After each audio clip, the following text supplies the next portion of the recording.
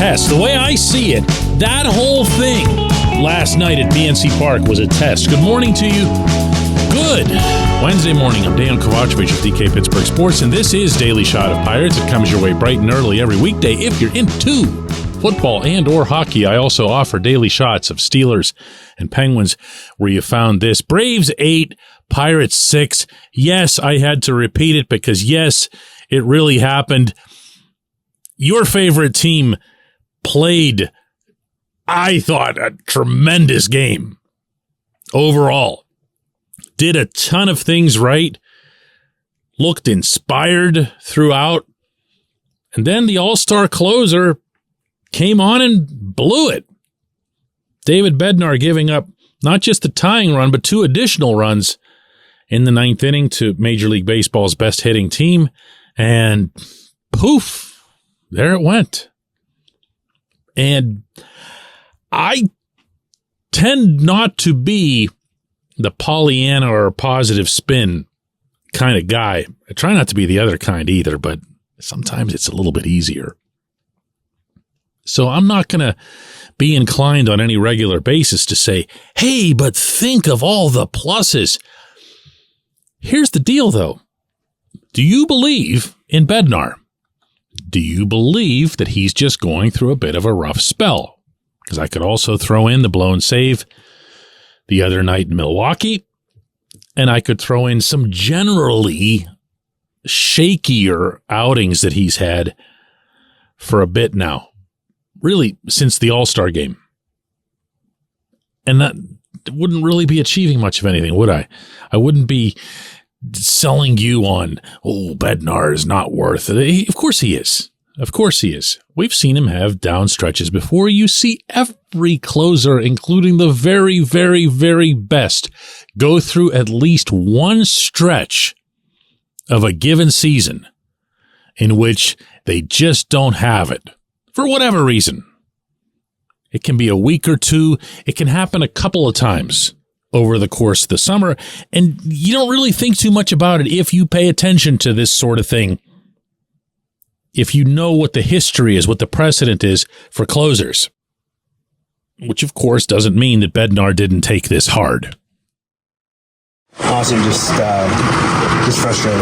Being able to get 2 outs and then just with 1 out to go and then just not getting it done, and then also not keeping it, just tagging him. So that's very frustrating. And he's a pro. He'll bounce right back. He might bounce back tonight or tomorrow, but he'll bounce back. He's not a concern at all. What is a concern is seeing this team get better, especially the younger players, but as I've been stressing a little bit more than usual of late, the older players too, the ones who are going to be around for a while despite their age. And, Brian Reynolds went 2 for 4 with a home run and a walk. Ke'Bryan Hayes, 2 for 3 with a 3-run homer and a walk. Josh Palacios, not exactly part of the kiddie crew, but arguably part of the future. He had a hit, and he also had a ridiculous circus catch out in right field, flipping over the short railing that's out there. Beautiful stuff, especially since he was okay after doing it. Alfonso Rivas, the newcomer, again, not a kid. He's 26, but he's new to the fold, and he has multiple years of control if he can become anything at all. 2 for 4 with his own home run. How about Andre Jackson, speaking of guys who are right in that bracket and who's also new? Absolutely dominated the Brewers up in Milwaukee. Did the same thing to these guys. 2 pristine innings with 3 Ks. And I could throw in, if you want to get one of the kids in, Derek Shelton didn't use Andy Rodriguez or Henry Davis. I don't know, saving them for future years or whatever, but Leover Peguero played and had a hit. This is what you want to see. And this is more important than the outcomes now. I was not at all stating anything of the kind as recently as 2 months ago. that'll sound to some people like, whoa, you really changed your tune or whatever. No. The situation changed. The circumstance changed. And what matters right now is 2024, which is all management wanted to matter in the first place. And these players have to get better. They have to improve. Now, is there room within that to worry a little bit about Bednar? Again, no. Is there room to worry about Mitch Keller, the other all-star, who started this game and continues to not be himself and gave up a home run to Ronald Acuna Jr. on the second pitch of the evening? Yes, within reason. But the loss, I'm not numb to the fact that it's the Braves, okay? No one who remembers even peripherally anything about 1992 will ever find any kind of soft spot in their heart for the Braves. But it's just an outcome. It's just a score. And unless it gets the participants down, it really shouldn't matter. That last night for the organization, for the franchise, within the scope of being 1 out of 162, was a pretty nice night for the Pittsburgh Baseball Club. When we come back, J1Q. This portion of Daily Shot of Pirates is brought to you by our friends at North Shore Tavern, that's directly across Federal Street from PNC Park. It's home of Steak on a Stone, an eating experience, underscoring the word experience. The steak is brought to you partially cooked on an 800-degree stone, and you do the rest. It's a ton of fun, it's a great meal, and it's a baseball atmosphere like no other in Pittsburgh. North Shore Tavern, right across Federal Street from PNC Park. Your front door, your car, your bike, your computer, your gun. Safety is a habit. Every day you lock and secure your home and everything you want to keep safe. Gun safety and responsible storage are no different and the best way to help prevent accidents, misuse, and theft. If you have a firearm, own it, respect it, and secure it. Visit ProjectChildSafe.org. Brought to you by the National Shooting Sports Foundation and the Bureau of Justice Assistance.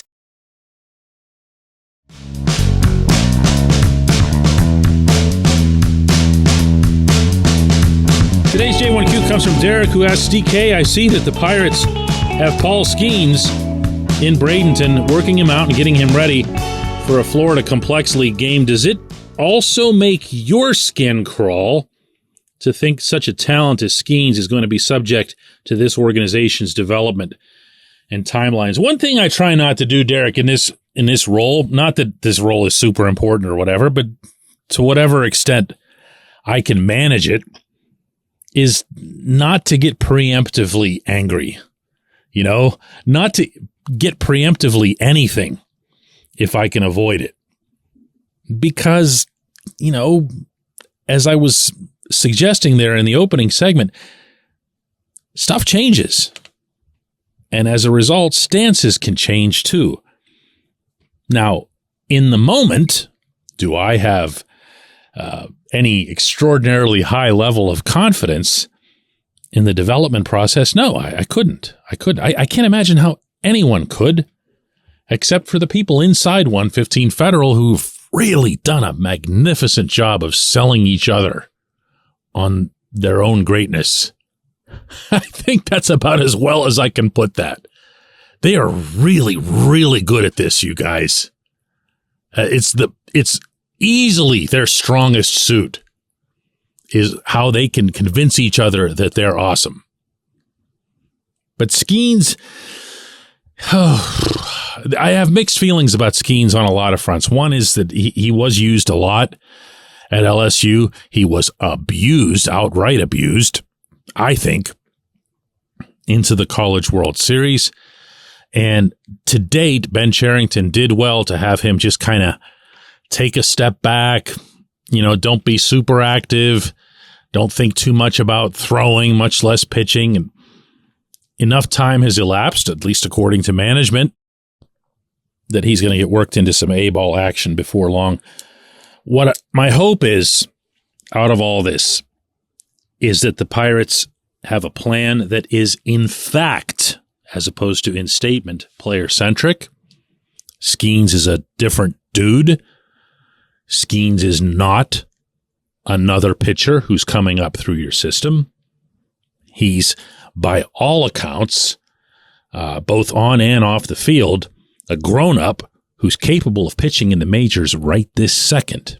I'm not advocating for that either, but I'm advocating that you would see an understanding of this from those who right now have their figurative hands on him. And I'm not going to express a whole lot of confidence on that front either. But let's see. Let's see. The first thing that you want to see is that the kid's health is maintained. This year, even from a progress standpoint, doesn't matter for someone of Skeens' caliber because he should be rocketing through this system. So he doesn't get slowed down all that much by a quantity of appearances in the pros. The hitters he's going to face in the FCL they'll be better than the college hitters he was just seeing, but not by a ton. The hitters he'll see at the next level, AA, that'll be a step up. AAA will be a significant step up. And of course, there's nothing that compares to the step up to the majors. Maybe he'll skip a stop or two. Maybe they'll see him doing stuff down there that's just wow. You know, kind of what everybody's expecting to happen. But just don't mess with him. You know, don't take a pitcher who is seen almost universally as being a borderline, if not outright, generational type and think that you've got to put your imprint on him, whether that's an individual instructor or even institutionally. Just let him pitch. Let him pitch. I appreciate the question. I appreciate everyone listening to Daily Shot of Pirates. Going to do another one of these tomorrow.